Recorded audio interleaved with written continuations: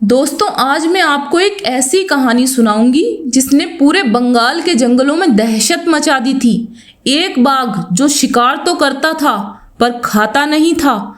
लाशें मिलती थी मगर मांस छूता तक नहीं था, जैसे कोई इंसानों से बदला ले रहा हो, भूख से नहीं। और इस कहानी का असली हीरो कोई शिकारी नहीं बल्कि वो बाघ खुद है। चलिए शुरू करते हैं। बात उस जमाने की है जब गांवों में पक्की सड़कें नहीं होती थी। जंगल इतना घना था कि दिन में भी सूरज की रोशनी मुश्किल से अंदर आती थी। फिर अचानक पहली मौत हुई। एक लकड़हारा सुबह जंगल गया, शाम तक नहीं लौटा। अगली सुबह लोग ढूंढते हुए पहुंचे तो देखा वो वैसे का वैसा पड़ा है। गर्दन टूटी, छाती चीरी हुई, पर शरीर पर ना तो कोई दांत के निशान थे, न मांस खाया गया था, जैसे किसी ने बस मार कर छोड़ दिया हो। गांव वाले डर गए, बोले शायद कोई भूखा बाघ होगा। लेकिन एक हफ्ते बाद वही घटना दोबारा हुई, इस बार एक चारवाहे की। फिर तीसरी घटना, चौथी, पांचवी, और हर बार वही पैटर्न, मारना है पर खाना नहीं। गांव में अफवाहें फैलने लगी। कोई बोला ये जंगल का शाप है, कोई बोला इंसानों ने इसे सताया होगा, अब ये बदला ले रहा है।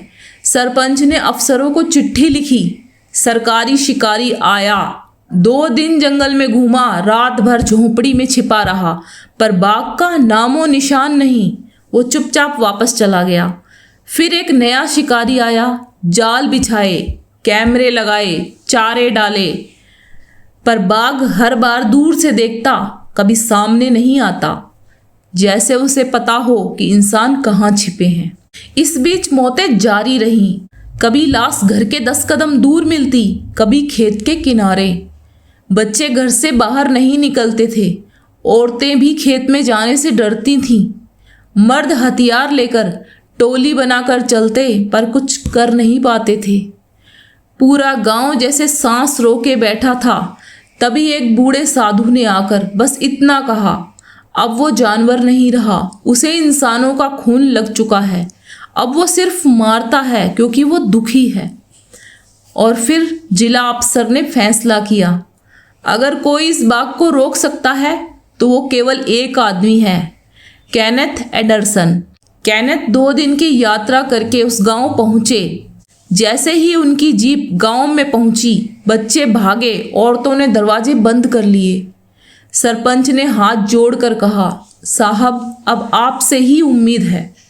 ये बाघ अब इंसानों की तरह सोचता है, छुपता है, देखता है, पर सामने नहीं आता। केनेथ ने सबसे पहले उन परिवारों से बात की जिनके लोग मारे गए। एक विधवा ने बस इतना कहा, साहब वो सिर्फ मारता है, जैसे गुस्से में हो। खाना तो दूर, उसने मेरे पति को छुआ तक नहीं। एक चरवाहे ने बताया, मैंने उसे देखा था, लंगड़ा रहा था, पर आंखों में आग थी। सीधे मेरी ओर देखा और 2 गज दूर रुक गया और बिना कुछ किए मुड़कर चला गया।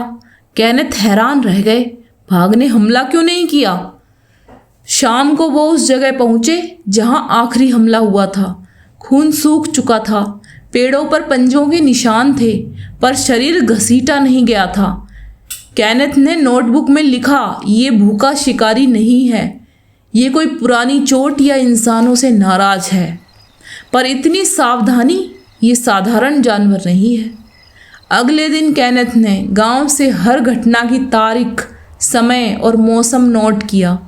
धीरे धीरे एक पैटर्न सामने आया। हमले अमावस और पूर्णिमा को होते थे, खुले मैदानों में होते थे, और हर बार बाघ पीछे कोई ना कोई निशान छोड़कर जाता था, जैसे वो जानबूझकर कह रहा हो, मुझे ढूंढो। एक बचे हुए आदमी ने बताया, उसने मुझे घेरा, चारों तरफ घूमा, फिर मेरी आंखों में देखा और चला गया। वो मार सकता था पर नहीं मारा। उसकी आंखों में गुस्सा नहीं, दर्द था। केनेथ को समझ आ गया, ये बाघ बीमार नहीं है, ये घायल भी नहीं है, ये एक ऐसा जानवर है जिसने इंसानों पर से भरोसा खो दिया है। अब वो हर इंसान को तौल रहा है, कौन दुश्मन है कौन नहीं। और केनेथ ने तय किया कि अब वो इसे गोली से नहीं, समझदारी से रोकेंगे। अगले कुछ दिन केनेथ जंगल में रहे। बाघ की आदतें समझी। पता चला वो अक्सर एक सूखी नदी के पास आता है। केनेथ ने वहीं एक ऊंची जगह पर बैठकर इंतजार शुरू किया। रात के 2 बज गए। पत्तों पर हल्की आहट हुई, एक भारी सांस की आवाज। केनेथ ने सांस रोक ली। अंधेरे में एक बाघ आया, पर सीधा नहीं, चारों तरफ चक्कर काटता हुआ, जैसे जांच रहा हो कि इंसान कहाँ है। फिर बैठ गया। दोनों ने एक दूसरे को नहीं देखा, पर मौजूदगी जरूर महसूस कर रहे थे। फिर बाघ उठा और जंगल में ओझल हो गया। केनेथ समझ गए कि वो उन्हें देख चुका है। अब ये शिकार नहीं, एक चुनौती था। अगली रात केनेथ ने एक खुले मैदान में छिपने का फैसला किया, अकेले, बिना किसी के। रात थी, चांदनी फैली हुई थी।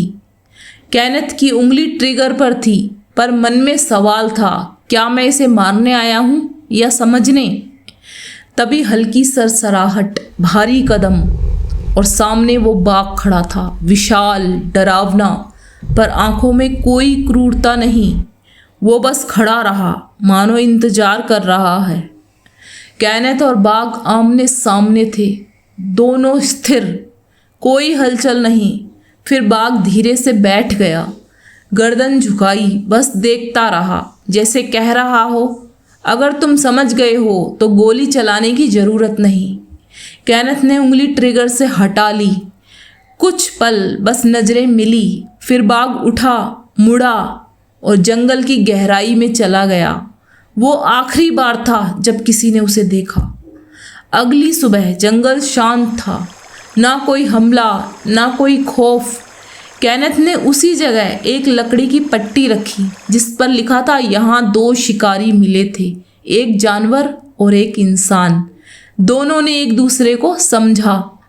केनेथ ने अपनी डायरी की आखिरी पंक्ति लिखी, मैंने कई बाघ मारे, कई आदमखोर देखे, पर उस दिन मैंने किसी को नहीं मारा, बल्कि मैंने पहली बार किसी को जीते हुए देखा। दोस्तों, ये कहानी सिर्फ एक बाघ की नहीं है, ये उस दर्द की कहानी है जो हम इंसानों ने जंगल को दिया है, और उस सम्मान की जो 2 अलग अलग दुनियाओं के बीच बन सकता है। अगर आपको ये कहानी पसंद आई तो चैनल को सब्सक्राइब जरूर करें। कमेंट में बताइए, क्या आपको लगता है कि इंसान और जंगल के बीच ये रिश्ता संभव है? मिलते हैं अगली कहानी में, और तब तक के लिए धन्यवाद।